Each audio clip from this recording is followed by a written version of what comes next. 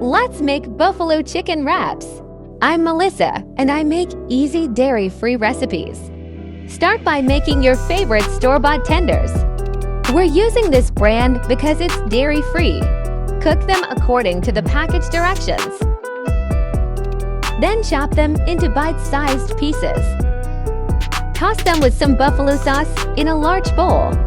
Make sure your sauce is dairy-free too. Fill each wrap with some spring mix. And your buffalo chicken. Add some dairy-free blue cheese or ranch dressing.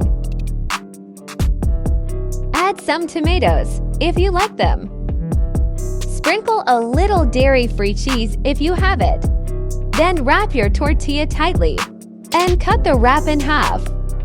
Subscribe for more dairy-free recipes. Enjoy!